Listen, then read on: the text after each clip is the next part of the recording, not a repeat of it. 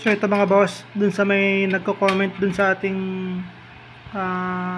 YouTube kung ano yung platino na ginagamit natin. Tapos kung paano gumawa ng platino mga bossing. So hindi na natin kailangang sabihin o kaya i-demo. Kasi kaya nyo yan mga boss, kaya nyo naman yung gawin. Simple lang, lagari o kaya grinder. Tapos ito mga boss,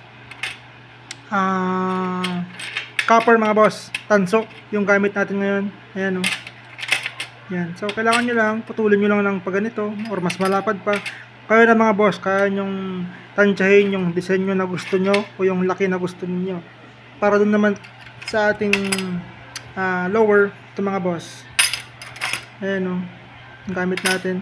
So yung palang tawag sa amin, yung sugarcane knife mga boss. Ito yung gamit natin. Ayan o, hindi ganong makapal para hindi siya uminit mga bossing. Ito upper saka yung lower natin mga boss. Ayan o, pure copper tanso mga bossing.